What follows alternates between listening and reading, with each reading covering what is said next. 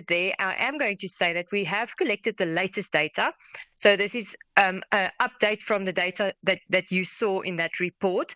We're busy writing it up, and I'm very, very happy to say that even though we're not there where we want to be yet, a lot of these indicators that we really saw dipping in 2022, 2023 has slightly increased. And, with things like COVID and financial crisis, and even when there's war or any dispute in a country, it takes a few years for things to sort of return back to pre that event conditions. And I hope that the next year's data that we will be collecting now for next year, I hope that we can even see a more upward trend. So things are looking better, not where we wanted to be yet, but at least we can see that there has been a slight improvement in the main entrepreneurial variables that we tracked in South Africa. All right. And I guess before we even get to some of the nitty-gritties in as far as, issues around motive, maybe let's delve a little bit deeper into those indicators that you allude to. So what were the indicators that had dipped in the 2022-23 report, and where you've seen either a slight or significant improvement or some kind of positivity in the 2023-2024 report? Okay, so the main ones that we normally look at that sort of gives a bigger picture about what's happening on the entrepreneurial forefront in South Africa is firstly intention. So there we ask the general population, do you have intent to start? So obviously this can include anyone, although they might not be an entrepreneur already.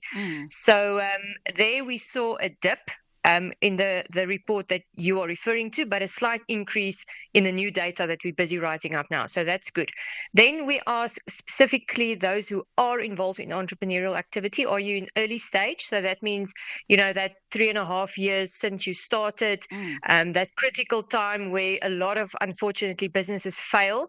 So there we also saw a dip, but again, there's been a slight increase, which is good.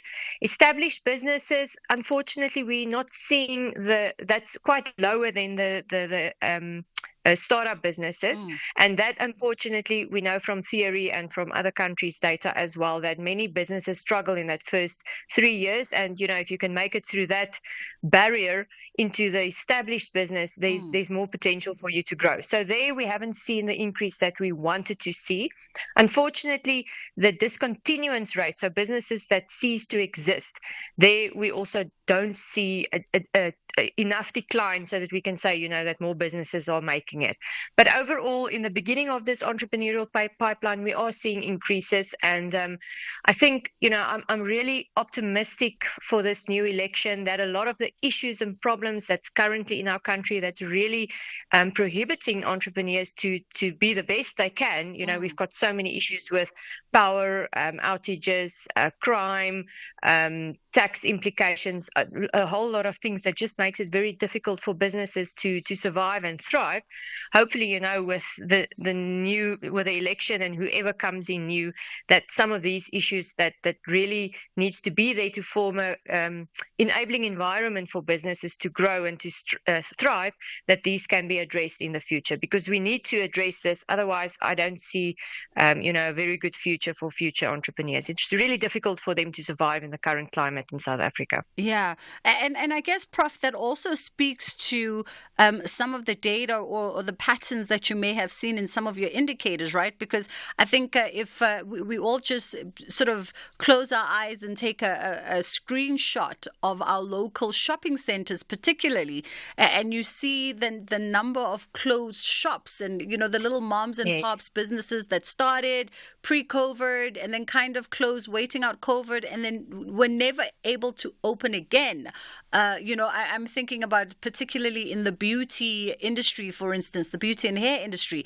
A lot of people had to close down shops. So when we see those indicators, I guess for me, it's not really so much of a surprise when you say there's been a slight dip in like a startup indicator, for instance, or even things like intentions where people might intend to start a business, but starting the business could be a bit of a hurdle still in 2024.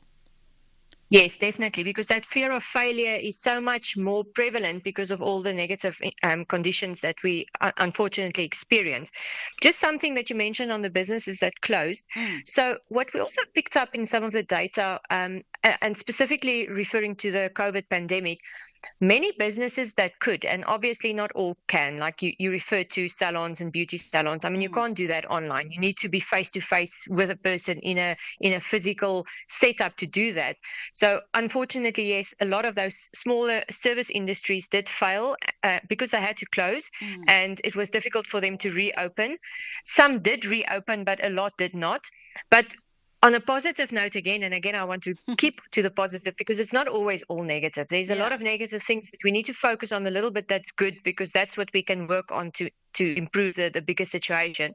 COVID forced a lot of other small businesses, those who actually don't need to be face to face, that's selling a product or something like that, to Mm. go online. And a lot of these businesses realized that they don't need a physical shop to actually trade.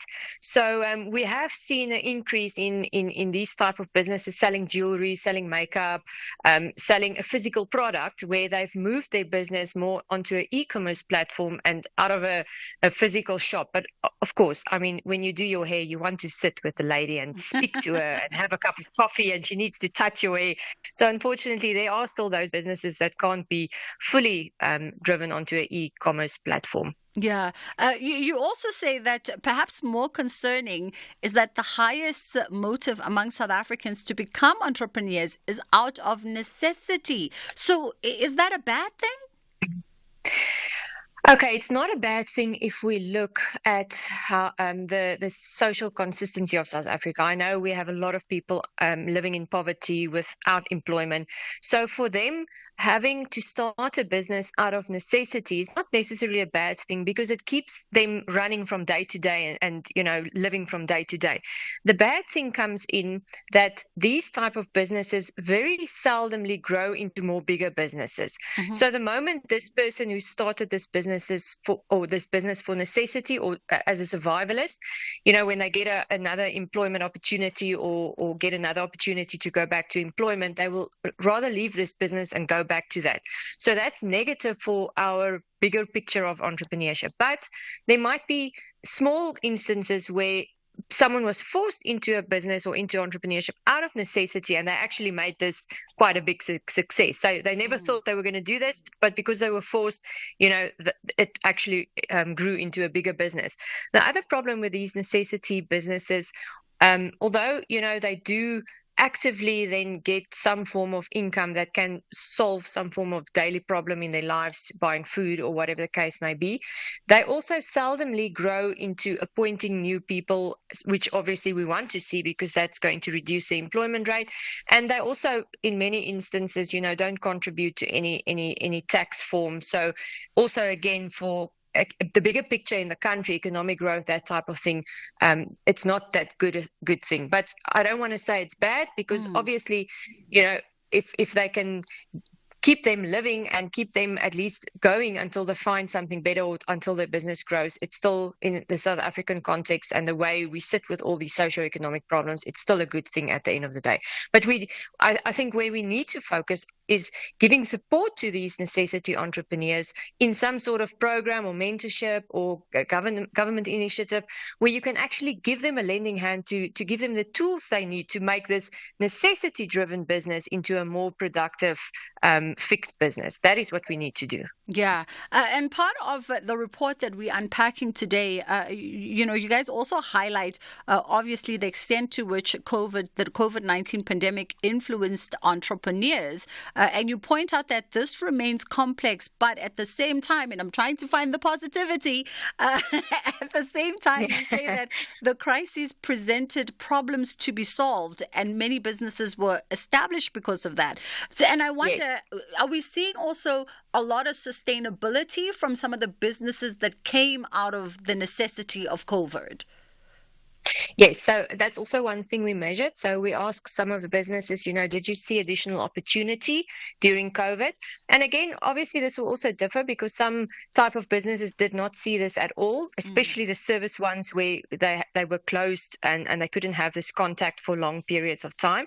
But the ones that were able to move to an e-platform or e-commerce type of driven business, for them, they saw opportunities because, again, it reduced a lot of cost in other senses of overheads, for example, and it also increased their market at that time. And there was also other types of products and services that obviously was born out of the whole COVID thing, of which some has declined again. But sustainability wise, I think a lot of people also implemented some form of strategy within their business to be more sustainable in some sense. Now, these are things that we track over various years, so we will only be able to see in the next 2-3 years if the sustainability and COVID opportunity driven initiative is still prevalent, because obviously, we're out of this pandemic now. But let's see in the next 2-3 years. As I say, we do this report every year for the last 20 odd years. So we've got very good data on a longitudinal level to see what has happened with entrepreneurship in the South African context, and obviously comparing it to other global countries as well over a long period of time, which is nice for us to also track and to see, where can specific policy implementations or policy directives help assist entrepreneurs to survive and to thrive and to wanting to start new businesses. Prof, we have to leave it there for the day, but thank you so much for unpacking the Global Entrepreneurship Monitor South Africa. And of course, the newest report, as you heard the Prof said, they're still working through that data for 2023-24. And as soon as it's ready, it will be out there for you to peruse at your leisure. That was Professor Natanya Meyer, who's the Associate Professor with the South African Research Chairs Initiative in the Entrepreneurship Education at the University of Johannesburg. It is 1:30, and I think Danae Mutawung is standing by with your headline news. Thank you very much, Bridget. Good afternoon. Let's take a look at the headlines at 1:30. Executive Mayor of Ekurhuleni, Nkosi Ndiphile Xhakaza, says the rollout of service delivery is the top priority of his administration. Xhakaza delivered his first State of the City address today in Germiston, east of Johannesburg. In other news, the Senzo Mayua murder trial has been postponed to Thursday to allow the defense to consult with the accused. And Kwamsani locals in northern KwaZulu-Natal say a lack of water and jobs are among their biggest challenges. A full update follows at the top of the hour. Stages, pages, screens, and more on The Full Circle. Alrighty, it is Stages, Pages, Screens and More, and we're looking at The Unlikely Secret Agent, which is opening at the Market Theatre, and it's a gripping story of bravery and hope in the face of apartheid, and we're talking to producer and actress Erica Breitenbach-Murray, who joins me now. How are you doing, Erica? I'm very well, thank you, Bridget, and thank you for having me. It's only but a pleasure. So this is an award-winning play based on the extraordinary true story of one Eleanor Casseroles. Tell me a little bit more. That's correct, yes. So the story tells, it spans 3 years in the 1960s, and it tells the story of Eleanor Casseroles and her part in the struggle. It narrates the history of our struggle. So it's basically a love story, first of all, between Eleanor and Ronnie Casseroles, how they met in the 1960s in Durban. And at that time, it's just after Nelson Mandela and his gang were arrested. Ronnie was being the security police were looking for him, and so he had gone into hiding. And the security police arrested Eleanor, a very young mother, in a bookstore while she was working there. And they kept her under the 90-day detention act, where they could, keep people without charging them. They interrogated her, brutally tortured her, and she feigned a mental breakdown, was transferred to a mental hospital, and from there she planned to escape. Oh. So that is the basic crux of the story. Very, very interesting. And this is, once again, a reminder of how much we often as South Africans, and I think by extensions, Africans, don't chronicle the stories of she in in our history. Everyone knows everything there is to know about Ronnie Kestrel's, rightfully so, but hardly anybody knows this incredible story about his partner, Erica. Yes, yeah. I mean, Eleanor, sorry. Yes, Eleanor. Yeah, Eleanor. That's so true. And so Ronnie wrote the story about Eleanor. And it's true because she was a very unassuming, very sort of shy, quiet woman. And the police never suspected that she was actually involved in the underground as well. But it's a wonderful story about a woman activist. And I feel there aren't enough stories about our women activists in South Africa. So I'm very grateful that we could actually bring this to the stage and let people know about the story. Yeah. And in fact, the play itself, The Unlikely Secret Agent, it's actually based on Ronnie's own award-winning book. That's correct, yes. So Ronnie wrote the book, The Unlikely Secret Agent, and then it was adapted for the stage by actor and playwright Paul du Toit, who's also directing the play. So he brought it to the stage. And it's a lovely theatrical play now. Still, narrates the history of our struggle, but it's in a creative way. Yeah. Lovely. Yeah. And a beautiful time, I think, to bring this story into the light, considering the fact that, we're reflecting on 30 years of democracy, and it presents an opportunity for us to be introduced to also other key players and other key figures on our journey to this point as South Africans. That's right. I think Eleanor would be incredibly proud to know that, if she was still alive, that we would be at 30 years now of freedom and democracy, because that's what she fought. And there's a lot that she actually gave up. They had to flee the country as well, so she didn't see her daughter for a very long time. Her daughter was left behind in Durban. And it's just a wonderful love story, not just between Eleanor and Ronnie, but also Eleanor's love for humanity. That's, I think, what really sets her apart. And I think it's very inspiring for us all to see, what are the little things that we could also do to enable democracy even more and more in our country and to still fight for freedom. Absolutely. Tell me a little bit about the ensemble cast that forms part of this production. As I understand it, it's an ensemble of just a handful. That's right. So we are 5 actors in the cast. I myself play Eleanor, and then I'm joined on stage by Wessel Pretorius, de Klerk Olofse, Sanda Shandu and Ntlantla Kutu, and they are all phenomenal actors.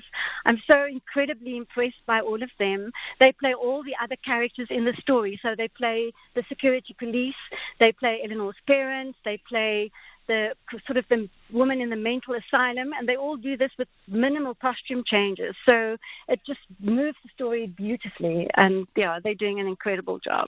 And I mean, you guys have had a phenomenal run with this production. You've gone on to almost sweep at the Fleur de Cap Awards, because in 2022 it was awarded for Best Director for Paul du Toit's role as the director. 2023, last year's Fleur de Cap, you guys were awarded for Best Performance by a Supporting Actor, and that was for Carlo Daniels. And of course, you were nominated in several other categories as well, including winning Best Production and Best Director at the US Toyota Woordfest. Fantastic job.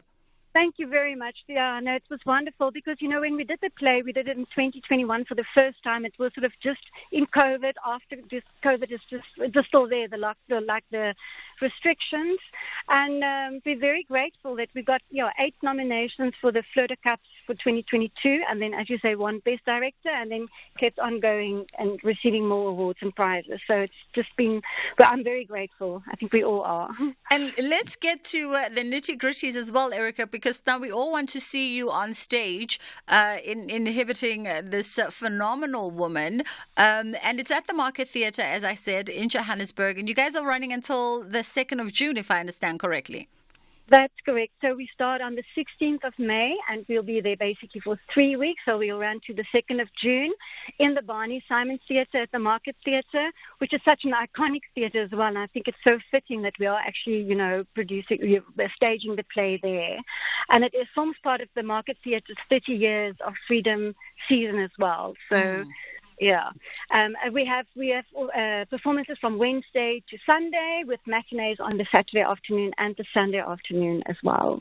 I love it. Thank you so much for the time. That was a producer and actress, of course, Erica Breitenbach-Murray, who was joining us to talk about The Unlikely Secret Agent, and it's opening at the Market Theatre on the 16th of May. You can book your tickets right now, and it's running until the 2nd of June. It's telling what sounds to be quite the page-turner story of the late Eleanor Casserols, who was the wife and partner to Ronnie Casserols, and of course the role that she had in the liberation struggle, and just making sure also that her husband and his compatriots were safely undertaking the work that they needed to take given all the circumstances.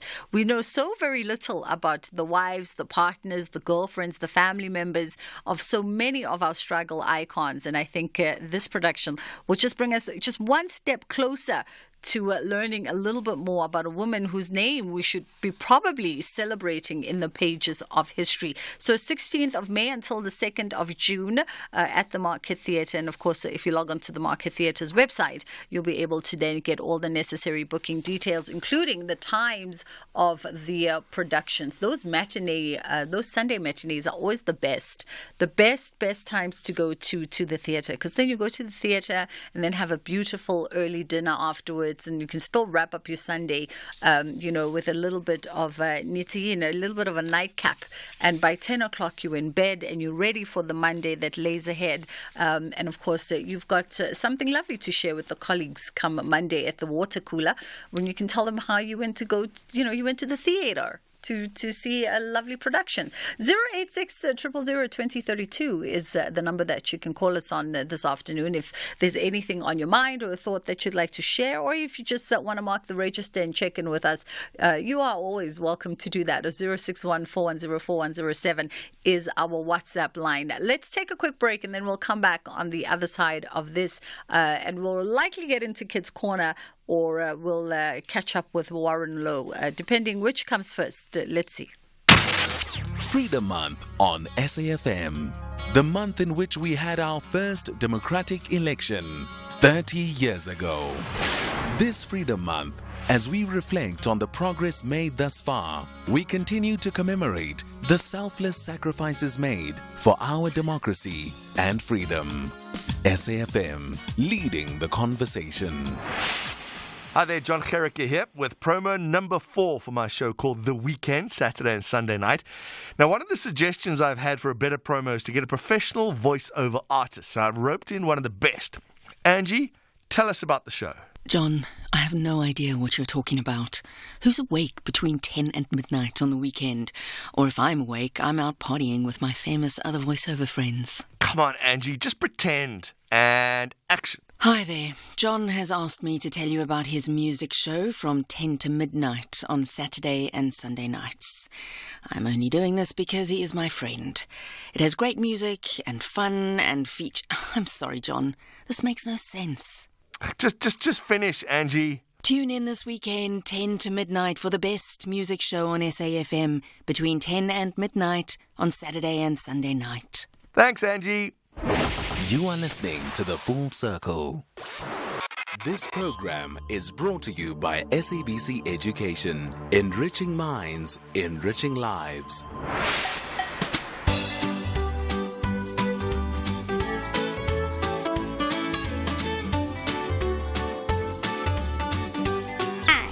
My name is Munira and I am 10 years old. Currently, I'm in grade 4. Being in grade 4 means we have different teachers for different subjects. I get up at 5:45 a.m. and get home at 2:30 p.m. When I get home, all I want to do is lay on my bed because I am so exhausted. But then I remember I have a ton of homework. I'll have my lunch, then I do my homework. Then I'll go shower and relax with my device till supper. I prefer to go to sleep early because I get up early. I believe getting a good night's rest is vital for my health. Thank you for listening. Bye. Hi, my name is Asanda Chabalala and I'm 12 years old from Ekoli. I feel tired most of the time. I mostly feel tired from doing schoolwork. To make myself feel better from being tired, I take a nap. I think rest is very important because if you don't rest, you'll be tired and won't be able to do anything. Yes, I do think I rest enough. Good afternoon. My name and surname is Pilgrim Pembe. I am 9 years old. I often feel tired if I did not sleep properly at night. I also feel exhausted after sports or physical education at school. I sleep or drink water to feel better from exhaustion. My parents and teachers always say when you rest, your muscles start to heal and grow stronger every time you rest. So rest is important for growing bodies. I also try my best to sleep early and rest my body. Hello everyone, my name is Ashley Kabamba. I often feel tired when I didn't get enough sleep. I tend to get tired sometimes coming back from school.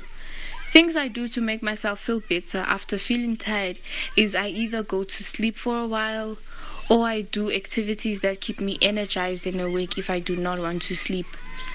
Rest is really important for us kids because when you sleep well, it helps us grow stronger, it strengthens our immune system, and also helps with our memory improvement. Honestly, I don't think I rest enough until the weekend arrives. Good day, everyone. My name is Zamanga Zumiana and I'm 11 years old. I mostly feel tired after playing a match, like a swimming, cricket, or rugby match, because I exercise a lot and I do a lot of running. Why do I feel tired after playing a match? It is commonly caused by running too much, and it is common to get tired after a long or tough game. In general, this happens because when your nerve system loses its ability to keep moving your muscles, and that's what makes you tired. You also sometimes get tired because of stress, not enough sleep, heavy workout, and thinking too much. So always have a bit of rest. And thank you for listening. Bye for now. Hello, my name is Bana Ramade. I'm 13 years old. I mostly never feel tired, but sometimes I do if I stay awake for hours until 12 a.m. What makes me feel better after being tired is by doing exercises, and if that doesn't work, I have to be frightened to stay awake. And the one where I get frightened is the best thing to make me feel better after being tired. It is very important to get enough rest as children. It is healthy for the brain and the body, and I think I get enough rest. My name is Duretang Ndlovu. I go to Macaulay House School. I am tired most of the time when I come home from school or from playing. I usually get home and try to make myself look and feel lively. Basically, I'm gaining my energy. I think it is very important for children to rest so that they can concentrate in class and be healthy children. I do really think I rest enough. Hi, I am Valentina Mngomezulu. Sometimes I'm just okay, and when I sleep, that's when I'm tired, but I'm mostly not tired. Mostly if it's after a long day of if I did something nice on the weekend, like going out to a party or something like that. Yeah. What are the things that I do to make myself feel better after feeling tired? Well, I just sleep. If I'm feeling tired, I just sleep. How important do I think rest is for our growth as children? I think it's very important because children are still young and they still need to have full energy in the morning. Do I think I rest enough? Yeah, sometimes.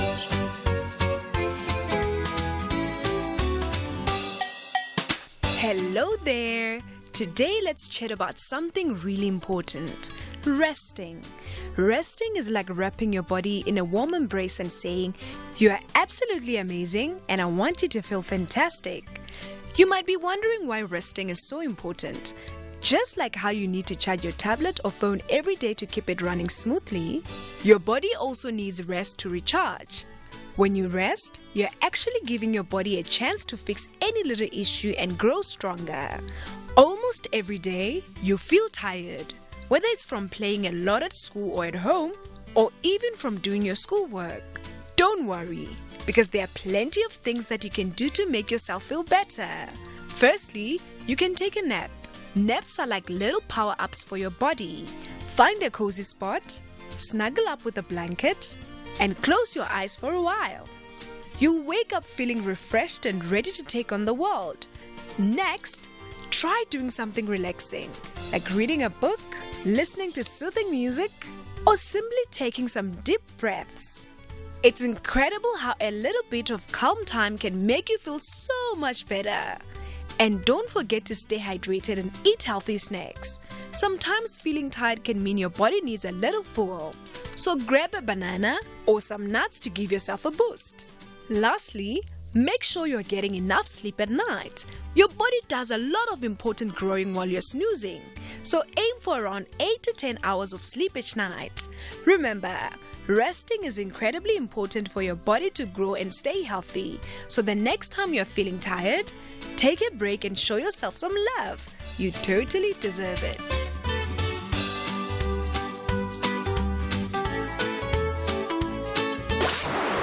This program was brought to you by SABC Education. Enriching minds, enriching lives. Living your best life on the Full Circle. So here's a question that we have for you, because, I like to understand and probe your mind and understand what you're thinking about certain things, and, what your perspective is on any random situation. So whilst we're still on this MK signatures situation, how should the IEC be verifying signatures, right? Because now we are here at Signature Gate. The allegation has been made that some of these signatures have been, are fraudulent signatures. I'm then inferring that they probably are suggesting that the folks don't exist, and signatures were conjured up, which then creates this train of thinking where you start thinking, so when you gather these signatures, are they not accompanied by name, surname, and identity number? Are they not accompanied by things that then make it, possible for you to vet and verify whether or not Bridget existed? And because this conversation is there and it's now highlighted this blind spot that we are all assuming exist within the IEC in the sense of, authentifying and verifying these signatures, what should happen? How do we then verify and authenticate these signatures? So in my suggestion with my producers, I was thinking to myself, well, it can't be difficult for them to take a random sampling of signatures, say 100 or 50 signatures per political party, and you take random samplings here, there, and everywhere.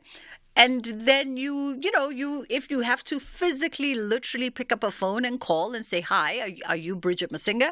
What is your ID number? And did you sign this particular document vouching for or confirming that you want this party to represent you?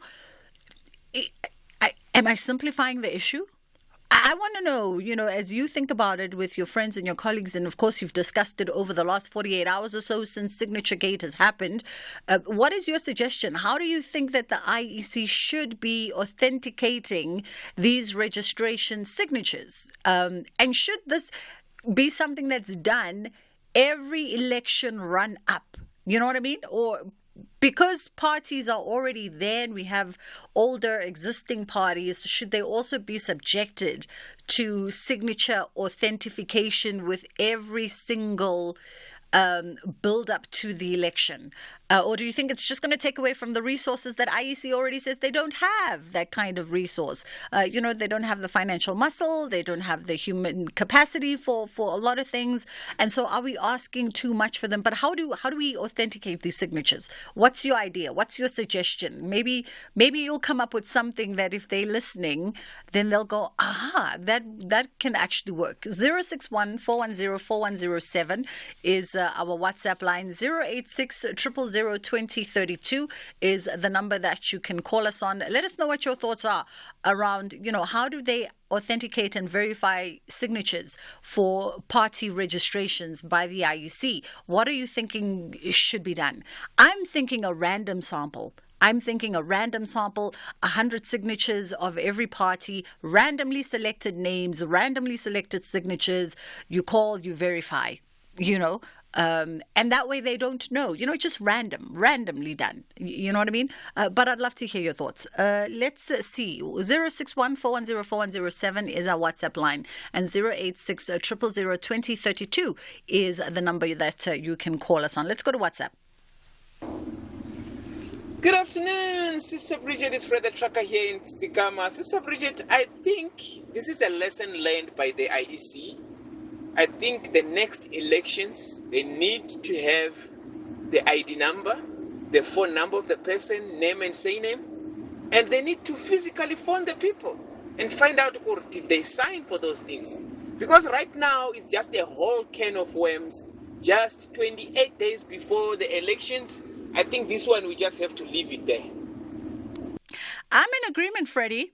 I'm in agreement. I'm thinking as well. Randomly select, 100 signatures per political party. You randomly select signature blocks so that they don't know.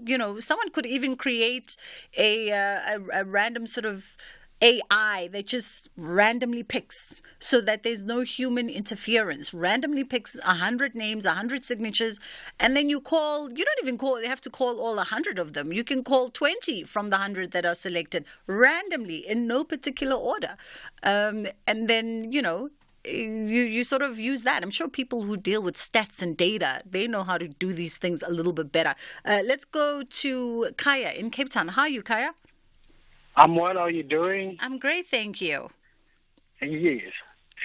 Yeah, I just want to understand this verification of signatures as to how does it affect the voters, because my understanding is that if you have, in fact, have fake signatures and then you are on the voters' roll, if you do not have the numbers, you don't make it to Parliament. As a matter of fact, you don't gain anything in terms of having been on the voters' roll and no one has voted you.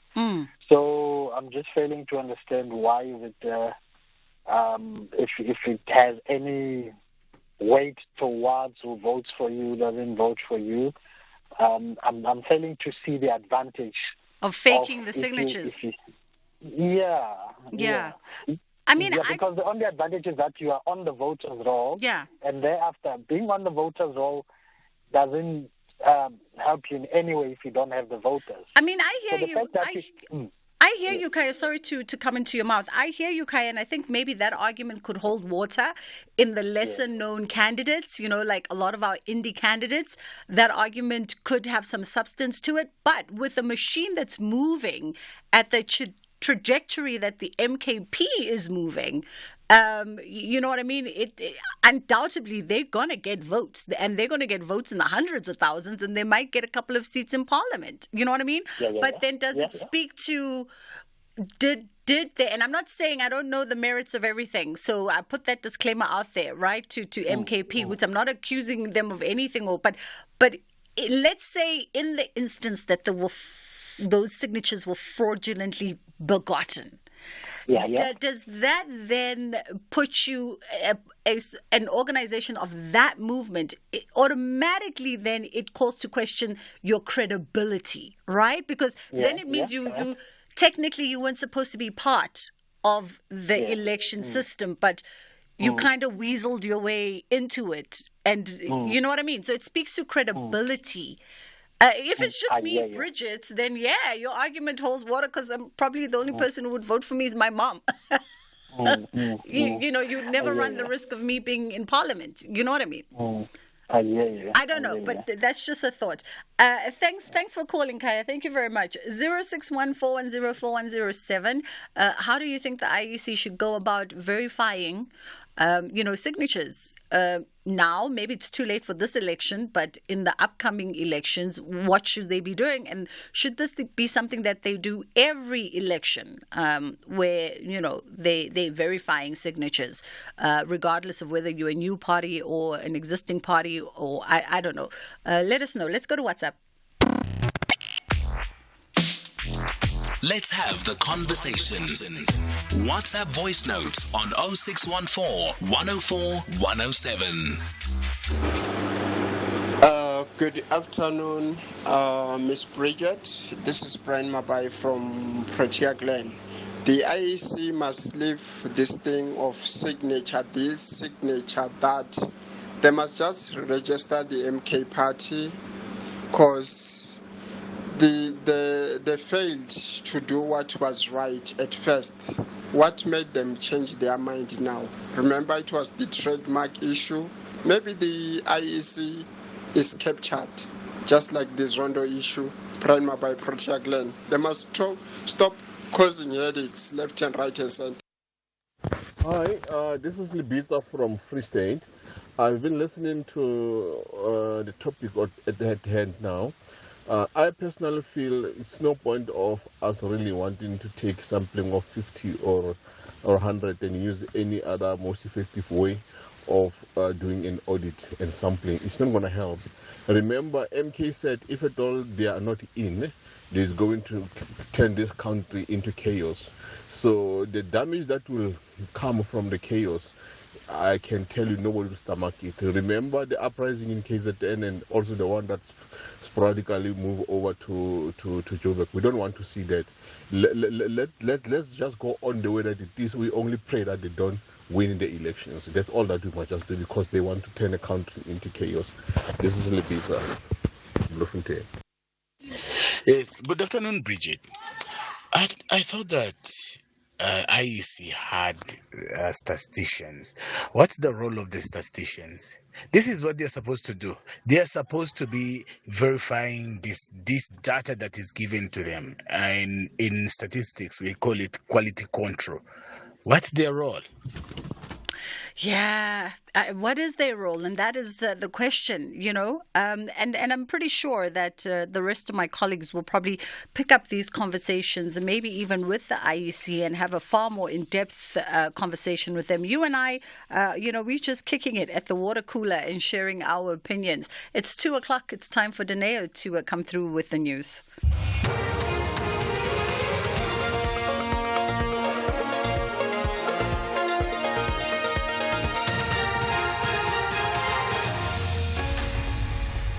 Thank you, Bridget. Top stories. Ekurhuleni Mayor sets out plans to develop infrastructure, and Britain denies losing track of Rwanda deportees. A very good afternoon. Newly appointed Mayor of Ekurhuleni, Nkosi Ndiphile Xhakaza, says plans are being put in place to develop better roads and infrastructure across the city. Xhakaza was speaking during his maiden State of the City address in Germiston, east of Johannesburg.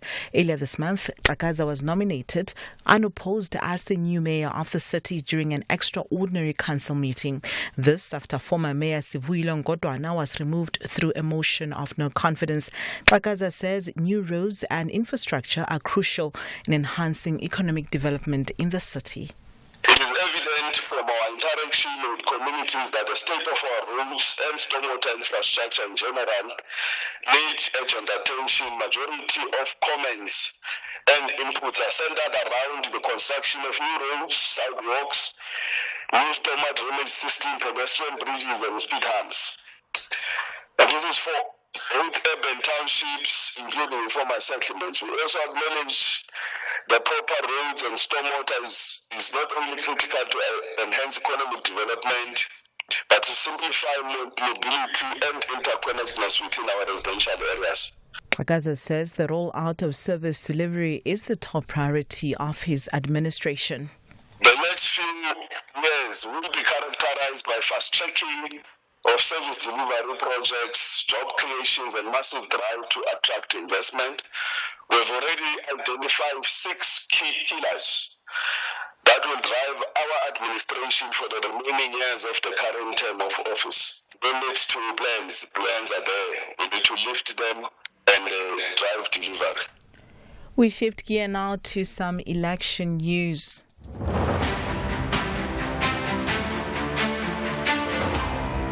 Kwamsani locals in northern KwaZulu-Natal say a lack of water and jobs are among their biggest challenges. The area is considered to be an ANC stronghold. Today, the EFF is leading an election campaign in the area where the party's Secretary General Marshall Dlamini will address residents. Residents Bongani Mtombeni and Sbongile Mangele say while they are looking forward to the May 29th elections, they want to see change. No, we need the water because we got tap, but the water is not in the tap. As all person who qualified must have a job that they qualified for. We want the jobs, and there's something that we have to understand as a community. There's something we have to understand that when we are 35 years up, we less jobs, we don't get jobs and opportunities to work. In other news, the Senzo Mayua murder trial has been postponed to Thursday to allow the defense to consult with the accused. 5 men are on trial for the murder of the Bafana captain. Mayua was shot dead in October 2014 while at Kelly Khumalo's parental home in Vosloorus, east of Johannesburg. The defense has requested time to go through additional documents and consult with their clients, as Paul Magubani reports. State Prosecutor George Baloyi says the defense will be furnished today with all the outstanding documents. These documents pertain to cell phone data evidence that state witness Gideon Hose has testified about. According to Hose, data from the phone records seized from accused number 2 Bongani Ntanzi and accused 5 Fiso Kuhlenduli reveal that there was communication between the accused in court. The defense has requested to go through all the records that contain numbers that allegedly belong to the accused. They have also requested for time to sit and consult with the accused before they can cross-examine Hose. Lastly, the British government has denied losing track of about 3,000 asylum seekers that it wants to send to Rwanda as part of a new policy approved by Parliament last week. It says some are not reporting to the Home Office, but it had contact details. The UK government argues that its long-delayed Rwanda plan will deter migrants who cross the channel from France in small boats. The BBC's Harry Farley reports. This initial cohort of asylum seekers earmarked for deportation to Rwanda arrived in the UK between January 2022 and June last year. They are likely to be on board the first flights that Rishi Sunak hopes will start over the summer. But a Home Office document published yesterday said that of the 5,700 people Kigali had agreed to accept, less than half continue to report to the Home Office and can be located for detention. Recapping the top story this hour, newly appointed mayor of Ekurhuleni, Nkosi Ndiphile Xhakaza, says plans are being put in place to develop better roads and infrastructure across the city. Xhakaza was speaking during his maiden State of the City address in Germiston, east of Johannesburg. Headlines at 2:30 for SAFM News. I'm Dino Motaung. Freedom Month on SAFM. Mama Kiti, I heard Rand Water talking on the radio about how dangerous it is for people to encroach on their pipeline servitude. Yes, those high-pressure Rand Water pipelines are under the ground distributing megalitres of water. When people build on top of the pipeline, Rand Water is unable to conduct maintenance on the pipeline, which has a negative impact on water provision. Pipelines can burst without warning. People could get seriously injured or worse. Yes, people can die from a bursting pipe. That is why people need to understand that Rand Water servitude is where a Rand Water pipeline is located. If we build our houses or businesses on a Rand Water servitude, then we are encroaching on that servitude. They say if communities want to know whether they've encroached over servitudes, they should look for the Rand Water beacons. The beacons indicate the presence of Rand Water pipelines under the ground. They're rectangular, made of concrete, are painted either white or blue, and have the Rand Water logo on them. Let's take a walk around our area to see if there are any Rand Water beacons so that we can also tell the neighbors. Rand Water, celebrating 120 years of existence and still finding new ways to provide clean, portable bulk water. The students Experts from Fort Hare University have calculated that only a win will elevate them from the bottom half. Meanwhile, Thunderbirds ladies are in dire need of 3 points to escape from the basement. This is the Hollywood Bet Super League. Catch the queens of the beautiful game, the University of Fort Hare versus Thunderbirds ladies, on Wednesday 1 May at 2:30 p.m. Live on SABC Sport on DTT Channel 4. Also available on SABC Plus and SABCSport.com. Hashtag We Love It Here.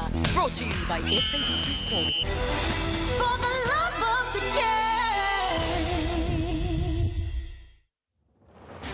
With only a few weeks left until South Africa heads to the country's most crucial polls, please join me, Sakina Kamwendo, at the Pella Community Hall in the Northern Cape on the 3rd of May from 12 until 2 p.m. right here on SAFM. We'll be having an in-depth debate on some of the challenges facing the province in the run-up to this crucial election. You can also stream this riveting discussion live on SABC News YouTube channel, or you can listen live on 104 to 107 FM here on Update at Noon. SAFM leading the conversation. The Full Circle with Bridget Masinga, Monday to Friday, 1 to 3 p.m.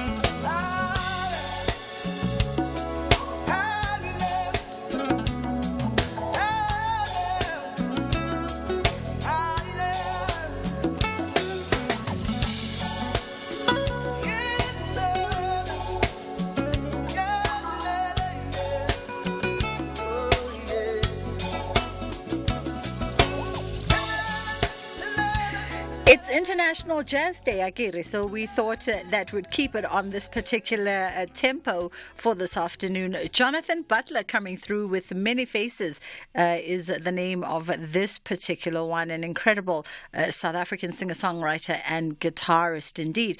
Music oftentimes classified as a fusion of R&B as well as jazz, and of course peppered with some kind of worship sounds in there as well. I'd say it's probably, it's an overused word, but it's a good one to describe what Jonathan Butler does. Eclectic, no?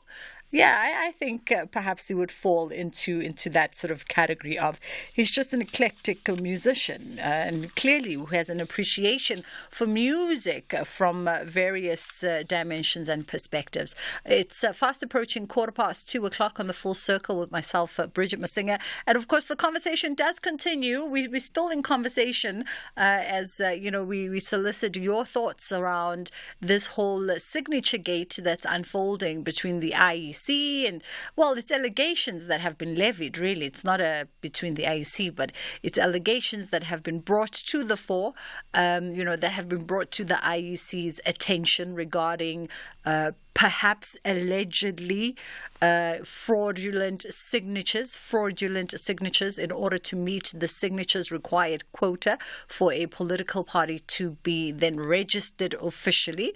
And so I'm just wanting to know what your thoughts are around that particular conversation. What have you been chatting about in the privacy of your home and your office with your friends and your colleagues around this matter, and how the IEC should be approaching signature gate and what should happen, whether it should happen now or perhaps things that could be considered in the future?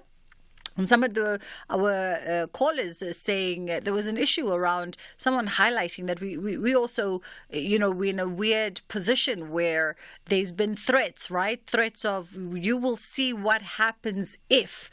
And one of our callers is saying, well, that we can't live in threat.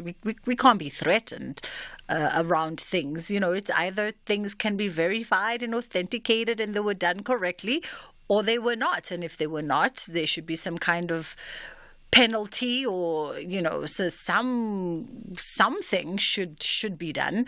061-410-4107 is our WhatsApp line. 086-000-2032 is the number that you can call us on. Feel free to keep sending through those WhatsApps because we are going to double back to that conversation. And if you do want to place a call, you are absolutely welcome to do so. My producers are also standing by to take your calls, and then we'll ring you back when the time is right. Right now, we shift our focus a little bit with Dr. Thabo Mnisi, who is a family physician, and we're talking health and wellness, and we're looking at the importance of mid-year health checks, and not just for women, as I implied earlier on. We decided to include everybody, so health checks for everybody, what are the things we should be looking out for, and maybe at different ages and stages in our lives, what becomes more pressing and more prevalent that we should be keeping a keen eye on. Dr. Mnisi, how are you doing this afternoon?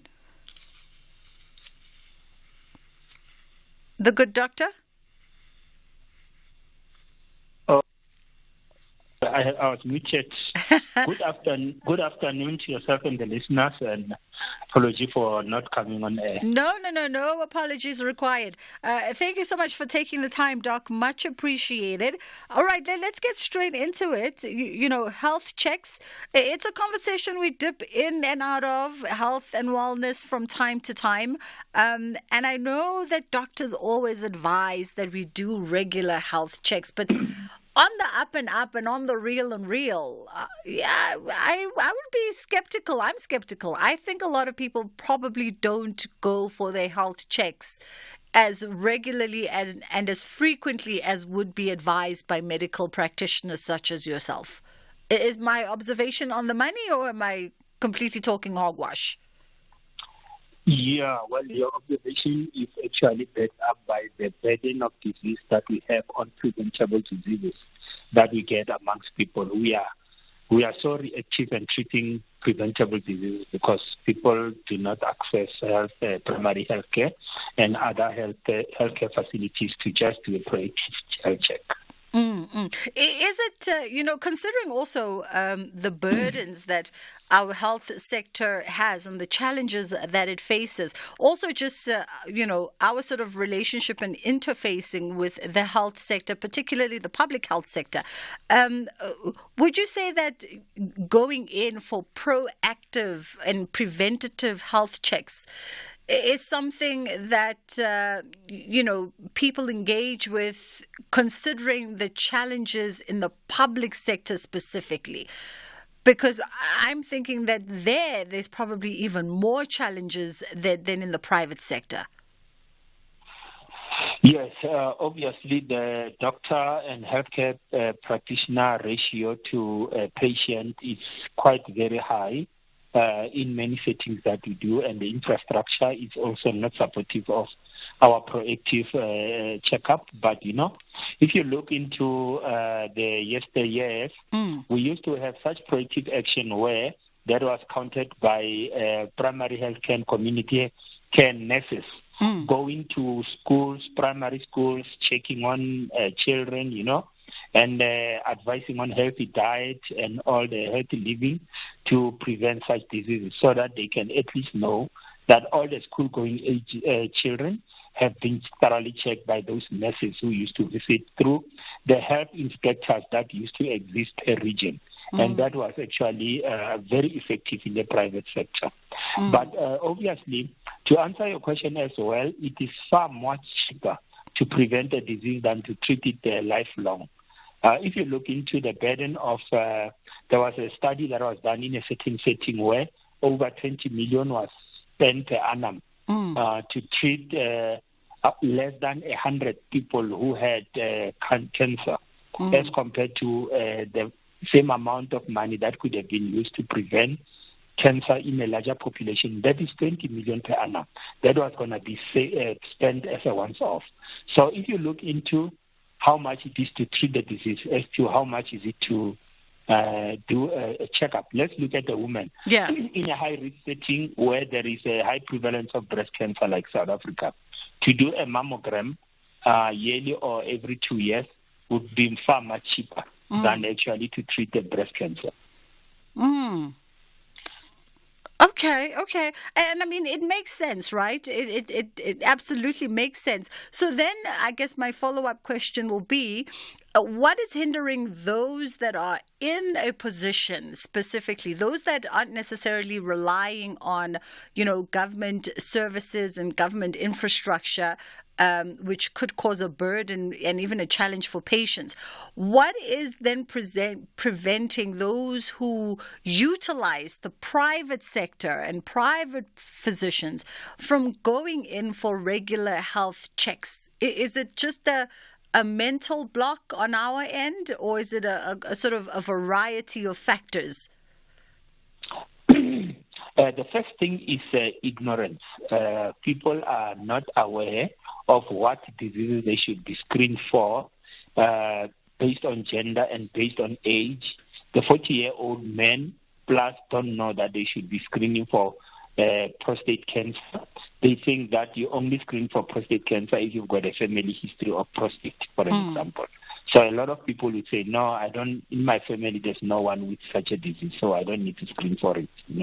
So that is the first thing. The second thing is fear of discovering what they don't want to know. We look at an example of HIV. If we say, okay, let's routinely have people do HIV yearly, just HIV test. Yeah. People say, no, I'm afraid to find out that I'm positive. How am I going to live with myself when I discover I'm positive? The only time they get to know is when they are sick for another disease and they are incidentally checked for HIV, and then they are told, oh, by the way, you've got TB, but you happen to be HIV positive. So the people don't know how to deal with the aftermath of the disease. So that is what is actually a deterrent. But in that space, many medical aids have made it mandatory for their members to go for yearly checks. Yeah. And then they also give them discount points if they do those checks, and do some lifestyle enhancing programs so that they can prevent diseases. So checking, for an example, in the recent practice where I practice, I've discovered that while African people used to believe that cholesterol is a Western disease. Yeah. We have, because of the similarity in lifestyle, an increasing number of African people who have high cholesterol, and they hardly check it. If you do just a cross-sectional survey of people who visit their GPs, and you ask them, have you ever done a cholesterol? The person will say, no, I'm not fat. But I did have some nice lean guy with a very high cholesterol. I love how the good doctor says I did have some nice lean guy. And the irony is, Doc, you talk about sort of incidental discoveries, right? And that's not the medical term, I know. But then you talk about cholesterol, and I'm thinking it was only a couple of hours ago that I went in for an eye test with an ophthalmologist, who then highlighted the fact that he thinks I might be at risk for high cholesterol because of the signs or some of the things that he picked up from my eye test. And it's something that I never would have checked for, because as you said, when you asked me when was the last time you did a cholesterol check, I searched my brain and I thought, well, I haven't had one of those because I'm female and I think I'm lean, and I go, well, cholesterol's not my issue. Yes, and cholesterol is one of the devastating disease. It affects the arteries of the eyes, as you said, can affect the coronary arteries, the arteries in the heart, and could be the most important leading cause to heart attacks, atherosclerotic changes that it happens. So really, for us to check cholesterol, it's quite very important. Cholesterol, diabetes, glucose. You need to check your renal function, your liver functioning, especially if you are using a lot of pain medications. They will affect your kidneys and your liver. If you take alcohol, you need to do a checkup on that. And then some people who are at high risk will need to have an annual X-ray check. People who are high smokers, people who are in occupational conditions where they inhale chemicals, they work underground in the mines and so on. So some of the yearly checkup could be occupation-specific. Others could be gender-specific. Others could be age-specific. Yeah. Colon cancer has ceased to be an age-specific issue because even young people do die of colon cancer. But now, when it comes to cancers, not all cancers are routinely done by screening because of the cost and the intensive measures that you go to when you have to screen for them. But those that are easy to check by taking blood, like prostate, that are easy to do, like cervical cancer through pap smear, mammogram through just a radiological investigation, they are easy to do. But other rare cancers like cancer of the mouth, cancer of the brain, we can't routinely say, let us brain scan you to just do as a check, whether you've got a cancer. Yeah. If there is no signs that point to it. Now, as we talk about the yearly check-in, Dr. Mnisi, and you speak about the some of the categories, right, that could affect your yearly check-in, age-specific check-ins, gender-specific, and occupational-specific. Should you go into your GP, your physician, with a laundry list of things that you want to check? Because it can also be overwhelming. And I think we often put so much faith in our medical practitioners that maybe sometimes when it comes to even issues of awareness, some people would go in and go, they'd wait for the doctor to cue to say, okay, let's check A, B, C, D, and E. So how should we approach the sort of yearly checkup? What kind of system should we be using proactively as patients to go, it's the first quarter of the year is gone and I want to go for my first yearly checkup? What should I be looking for? Okay. First of all, people would need to self-educate with what is available out there in the media, and the World Health Organization has put a calendar where every month or every week there will be a health awareness for breast cancer, health awareness for this and that disease and so on. So if you are just generally aware of those things as an individual, you will be able to have a conversation with your doctor or your healthcare practitioner to discuss about what you actually are aware of that is happening out there. But obviously the healthcare practitioner would categorize you in terms of the context of your age, your lifestyle, and as well as your occupation. and be able to say which scope of tests need to be done in your particular cases. But there are those that are generic, that are cutting across, that need to be done by everyone. Blood pressure check is something that everyone needs to do. The urine dipstick check, that's what everyone needs to do. The glucose test, the cholesterol test, that's what everyone needs to do. The body mass index, waist hip circumference checkup to predict the probability of heart attack later in life is what you need to do. Cancer screen is what everyone needs to do. Whether you have a family history or not, everyone needs to do, because there's new incidence of those diseases amongst people who don't have previous family exposure to that. Because, for an example, the papilloma virus and other viruses that come through sexually transmitted infection have been involved in forming or in causing the cancer of the mouth of the cervix or the cervical cancer. Sure, a lot of information, but I hope if you are listening to the good doctor, you are taking note and taking heed of some of the advice and the information that is imparting with us today. We're going to continue on the other side of this, and if you do have any questions or queries for the good doctor, you can freely send them through on 061-410-4107. That's our WhatsApp line, or 086-000-2032. And of course, as you know, whenever we talk to medical and legal practitioners, they can't give you precise advice. In fact, they are only imparting information.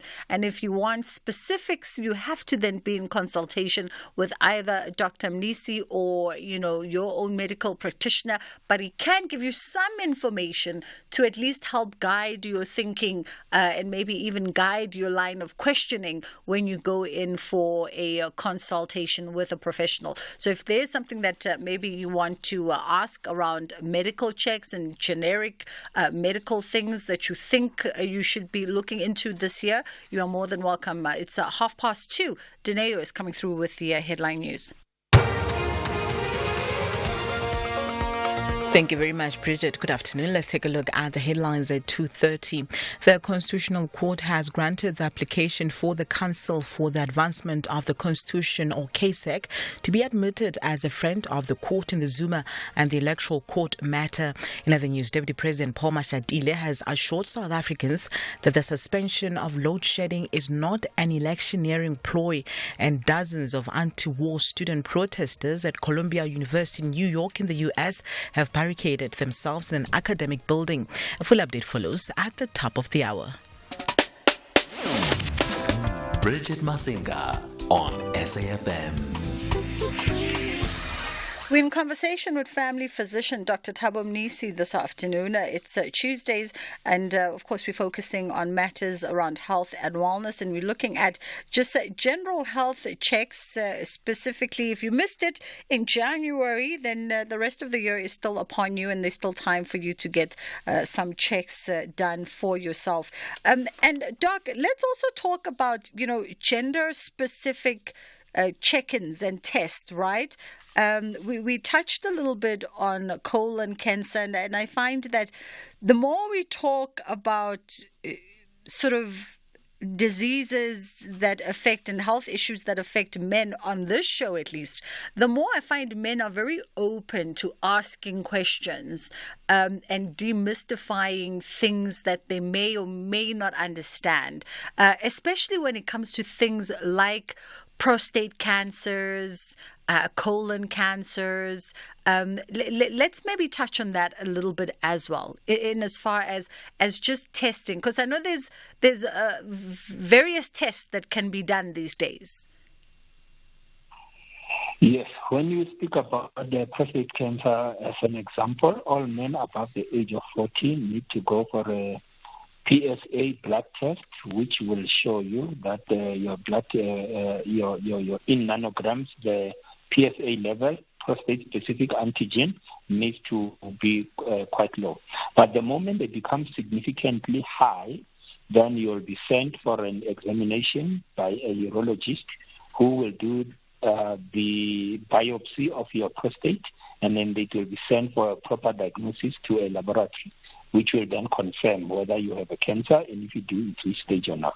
But if you do your prostate PSA levels and you can be able to see whether it's above 10 or not, then you can say you are safe. Anything above 5 becomes very significant. Anything below that, then you have to do just follow-up checks, and we look at the gradient or the rate at which it increases. And then if we realize that it's increasing quite fast, then your test will not be yearly, but will be narrowed to 6 months, within 3 months. I see. And whilst we're still on the cancers, women-affiliated cancers, I know that more women, younger now, in sort of the early to mid-30s, are testing for things like breast cancer. It's still advisable for us to get those tests in, because before it used to be do it after a particular age, but now more and more women are testing early, and in fact we're seeing a rise in numbers even with younger women being diagnosed with things like breast cancer. Yeah, that's very important. If you happen to have breasts that are palpable, the first thing that you need to do is to learn or to be taught. That's what the old inspectors and community health sisters used to do. They'll teach the young how to palpate their own breast and examine their own breast, because the first screening is the one that you do yourself. The moment you feel there's a little mass or a nodule that is suspicious, then you'd go and look for particular help. Because you know your breast, you'll be used to your own breast, so you know the architecture of your breast. And when something new emerges, you'll be the first one to actually go and have it screened. Yeah. So, yes, but in advanced ages, obviously, a mammogram would be mandatory. But for younger people, younger than 35, we wouldn't do mandatory except to encourage self-examination of breast. But with the advent of use of contraception from a very younger age, sexual activity from a very younger age, then the disease profile has now moved decades lower. I see. And I've always found it interesting, just the social observation that it always seems that, the male partners are always the ones that tend to discover when something has changed in the architecture of the breast of their partners. Most we are women and broadcasting, so we attend a lot of breast month awareness brunches and lunches, and these conversations are always the lighter conversations of the diagnosis, to say that, it was in my partner being my partner that he discovered something was amiss there. So, gentlemen, it's encouraged for you to also know that architecture so you can pick up if anything changes with it along the way and get that misses in sooner rather than later. And what's to be expected from things like physical exams? Because I think also our perception around this could be influenced by the visuals that we see on television, or the horror stories that we hear from people sharing, to say a physical exam, it can be uncomfortable, it can be, but what is to be expected when you go consult someone like yourself, Dr. Mnisi? Yeah. You see, the first thing, when a patient just walks in, just before you even touch the patient, just looking at how they walk and how they sit, you have already started to do your own assessment, and you can see this person. Let's say, for an example, a person walks in and with a low psychomotor activity, with just as, you can see this person is walking like he doesn't want to walk. You'll already know this person might be depressed or might be in extreme pain. But when you look at the face, it doesn't show you that he's showing facial expressions of pain. This patient might be having some depression. So you might need to screen this person for signs of depression, for symptoms of depression. Because depression is something that you also need to screen for, not only the physical state. This person might also have other psychiatric conditions that you actually need to look into. And then obviously you start by inspecting the patient, looking at him. Does the patient look pale? Then you know that this patient might have signs suggestive of anemia, meaning the low blood, the red cells are low. Yeah. Then you might need to do further tests like the blood. Then obviously, having looked at the patient just by examining the patient, is there any nodules? Is there any growth that is abnormal? Does the skin look rashy? Does it look normal? Because most of the systemic conditions may also manifest in the skin. Does the skin look yellow? Do the eyes look yellow, like in a liver condition, where I need to actually look in for jaundice, signs of jaundice, signs of yellow discoloration of the eyes. So You may also look at their vital signs, obviously looking at the blood pressure, looking at their pulse rate, their temperature, their respiratory rate. Then you look at the system. You can either look at the patient head to toe, screening and looking at whatever is abnormal. Looking at the neck, you can look at the thyroid, because it's one of the most commonly missed diagnoses. If the patient needs to be scanned for or blood taken to look for the thyroid function, because it's one of the things that is underdiagnosed and gets diagnosed by specialists much later when a patient has been through many doctors. Oh, very interesting. And whilst we're on that, thyroids, right? A lot of us don't know much about it. Could you maybe shed some light for us? Okay.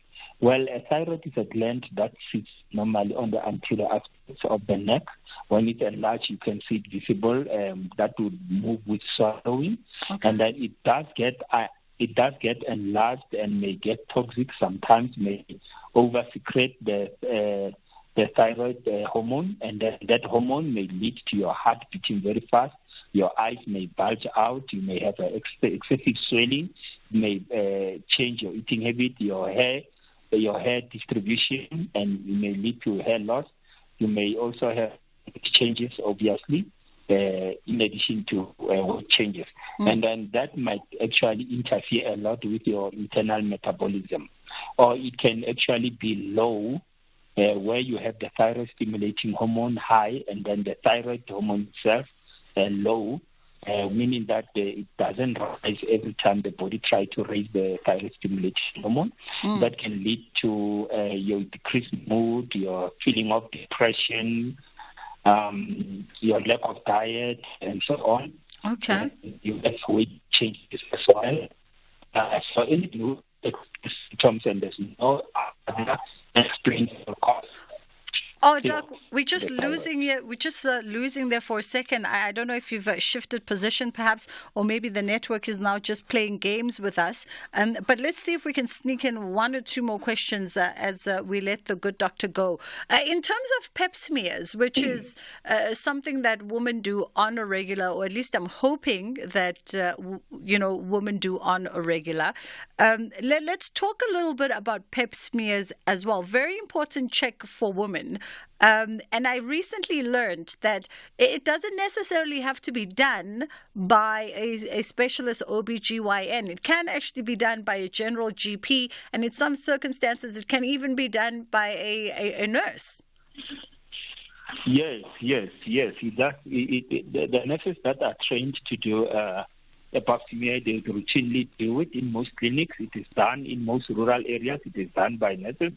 And then they do pick up a very representative sample, because when you do pap smear, you need to ensure that you take quite a representative sample from the endocervix, so that it doesn't lead to false negatives.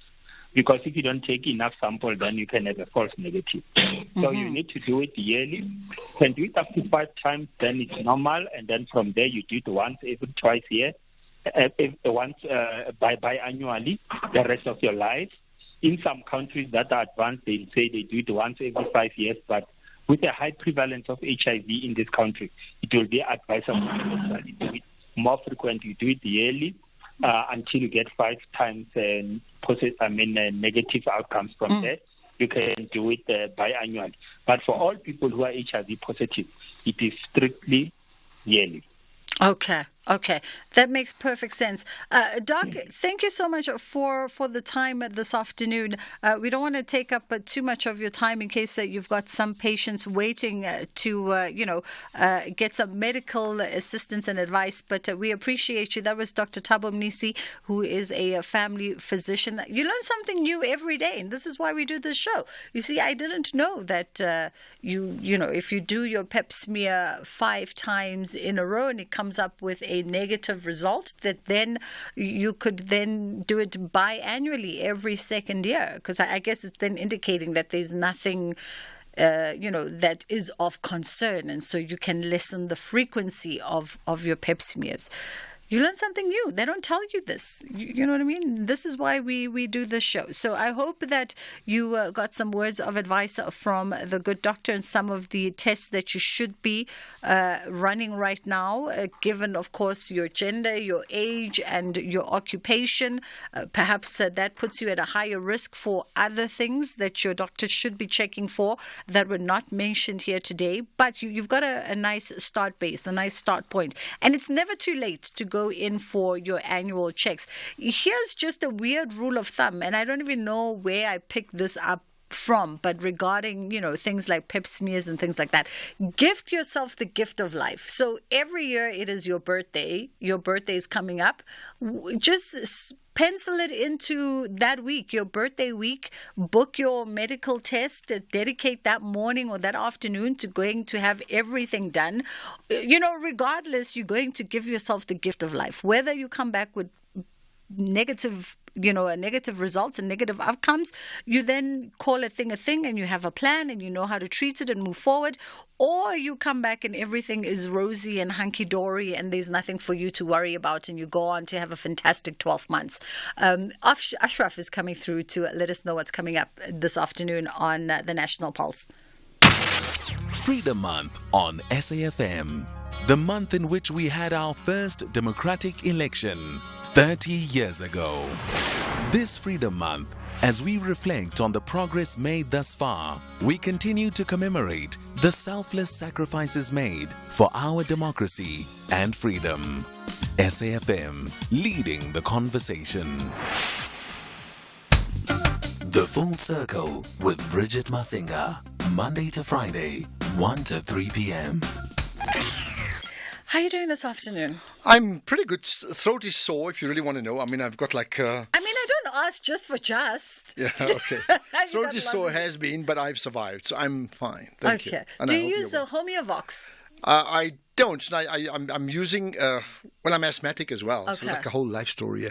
So I need to, the moment I'm tighter, I have to use these inhalers to clear the lungs. And then, in our business, a sore throat versus a sore toe, you can't compare the difference. Oh, no. It's critical to all of us. Yeah. Absolutely. What's coming up today? Well, the ATM party, they still fixated on the death penalty. We're going to talk about their position and why they believe that that should be the case.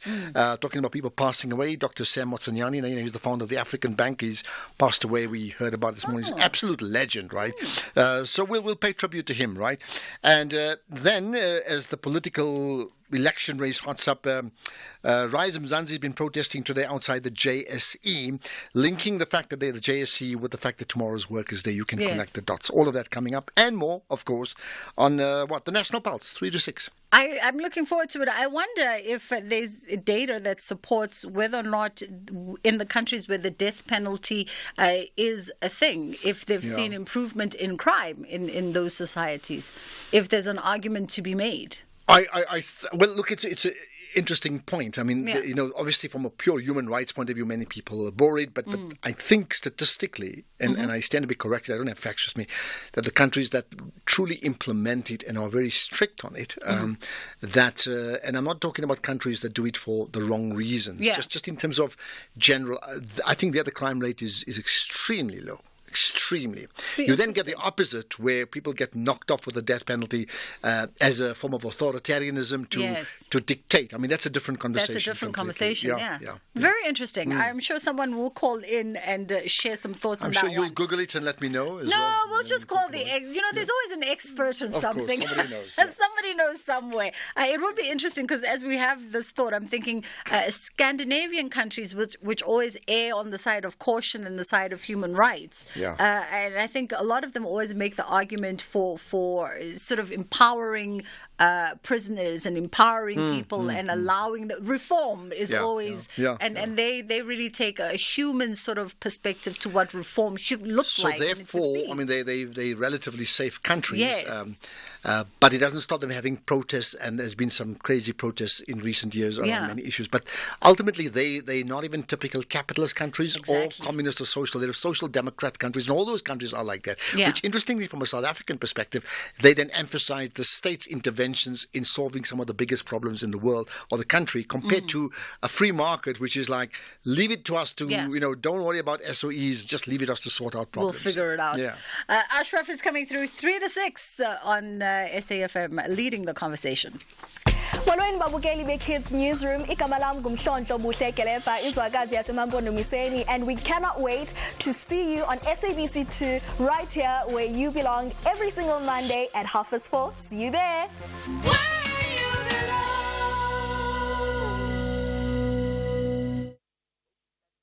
The students from Fort Hare University have calculated that only a win will elevate them from the bottom half. Meanwhile, Thunderbirds ladies are in dire need of 3 points to escape from the basement. This is the Hollywood Bet Super League. Catch the queens of the beautiful game, the University of Fort Hare versus Thunderbirds ladies, on Wednesday 1 May at 2:30 p.m. Live on SABC Sport on DTT Channel 4. Also available on SABC Plus and SABCSport.com. Hashtag We Love It Here. Brought to you by SABC Sport. For the love of the game. With only a few weeks left until South Africa heads to the country's most crucial polls, please join me, Sakina Kamwendo, at the Bella Community Hall in the Northern Cape on the 3rd of May from 12 until 2 p.m. right here on SAFM. We'll be having an in-depth debate on some of the challenges facing the province in the run-up to this crucial election. You can also stream this riveting discussion live on SABC News YouTube channel, or you can listen live on 104 to 107 FM here on Update at Noon. SAFM, leading the conversation. SAFM Sunrise with Stephen Grootes. Does a company have to have a legal reason to test your blood or test whether you're intoxicated in the first place? It can't just be because we want to. They actually have to have a rational reason for that. Would that be right? Absolutely. It's for operational reasons. For example, in mines, they have this random check-in, simply because of the risk that people pose when they come into the workplace if they have been intoxicated. In this particular case, this is a woman that consumed dacha or cannabis for medicinal purposes, not recreational purposes. It all depends on context. So therefore, I would be very careful in thinking that this is carte blanche license for people to smoke a joint the night before in order for them to get away with this. Sabir Ahmed Jashpipe, thank you, an expert on labour law. SAFM Sunrise with Stephen Grootes, 6 to 9 a.m. You're listening to Bridget Masinga on SAFM.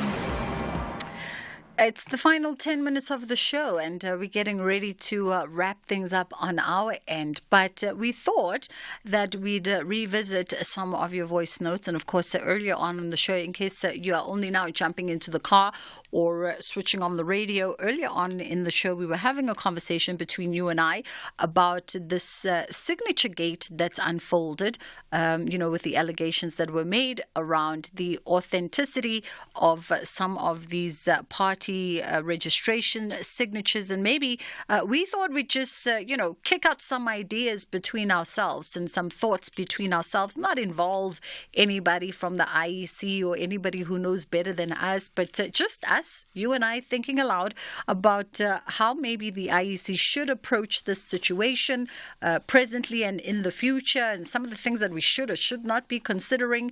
And our WhatsApp lines are still open on 061-410-4107, by the way, if you'd still like to share your perspective on this one. We've got At Workers' Day on X, I wanted to say on Twitter, on X, who says one practical way for the IEC to verify signature intake is at every point issue the political parties with intake scanners to scan their input signatures ID, and at a later stage it becomes hard to verify. It goes on to say it's doable but very challenging to verify one document because a person's signature is influenced by time and mood. Oh, that's so right. And even answering verifying calls is influenced by the same. To think MKP will accept the outcome against them is misleading because of how this issue was brought up. And it begs the other question that our other caller, our other listener put out on WhatsApp to say, well, are we opening ourselves to be threatened into doing things and accepting things because of the threat of? I don't know. I'm just throwing it out there. Let's go to WhatsApp. Let's have the conversation. WhatsApp voice notes on 0614 104 107. Good afternoon. I'm really enjoying your program. Guys, we're really getting tired. Every day, MK party this, every day, MK party that. IEC this, IEC that. Guys, IEC is getting discredited in the process. Thank you, Bridget. Whether these signatures were acquired fraudulently or legit, IEC is getting discredited. At this point in time, I don't see what could be done. This is Sipo in Coxton. It's a Sonabo in Hermanos. About this issue of MK and the signatures, I think for the sake of peace, they must just leave it. If it was a DA or ANC or UDM or any other peaceful organization, I would say they must follow it up. But you know these people, they are capable of. MK and the EFF, they will turn this country to the chaos in the. So I suggest they must just leave it. For those who accuse IEC of being captured, that is nonsense. People must grow up and they must stop abusing words, so-called captured people. Always when a black person does something wrong, we always accuse institutions of being captured. That is absolutely rubbish. Thank you. Good afternoon, Bridget. Mcete speaking here in Kala, Eastern Cape. Hey, you see, Sis Bridget, the IEC is being proved otherwise in these elections. They seem as if they are amateurs, though they have been there for a long time. You see, now in future, they must verify by taking the name and the surname of the person concerned and their cell number so that they can be able to phone them to confirm if they are the right person. I think that will be the only solution. Thanks, Bridget Mcete here in Kara, Eastern Cape. Hi, Bridget. I think we need to look at the person who caused this whole thing, his credibility, and the reason why he caused all that. Because he might be trying to put the MK into disrepute for no reason, because of the hatred and all that. Because there's so much hate in this politics nowadays. Everyone is fighting for survival or something. I don't know. No one cares about what these elections are going to mean to the country. Everyone is looking after himself. So this guy was he could have been sent by his former party or something, because they did say that they have a secret plan, secret weapon. It could have been their secret weapon. There's so much going on, and they can do so much just to discredit the MK. We need to look at that before we say what we think it is, you know. It's interesting to me that we've had quite a few of you share the sentiment of, because it's them, let's just leave it be, because we don't want to find ourselves, back where we were with the riots that happened in KZN, or we don't want to find ourselves under some kind of violent threat or eruption of violence as a country. But then does that not, if we had to entertain that thought, does that not lead us down a sort of a different path? And does it not open up a gateway to say, well, then, it's free willy for everybody to do as they please? Because the minute someone then vocalizes some kind of, we are willing to do this, then we all back off. Then we all back off as a country collective and say, okay, you get to do it your way, because we just don't want some kind of disturbance as a country. I think that's a very dangerous position for us to be taking as a country, and a thought for us to be having as a country. But I think EFF. Somebody mentioned the EFF. EFF. They haven't done anything. They haven't threatened nobody with anything. Like, cannot deal. Anyway, that is how we wrap it up this afternoon. Thank you so much for sharing your thoughts with us. I love it when you and I just gather at the corner and we have our own little family meeting and we share our own little opinions and observations of things, right? Because we all have thoughts about things, whether serious or otherwise. We'll see you tomorrow for another incredible show between 1 and 3 o'clock. We thank you so much for always choosing to be in conversation with us throughout the course of the week. Inshallah, God willing, we get to do it again. Paul hammers how we play out today with Trains to Taung.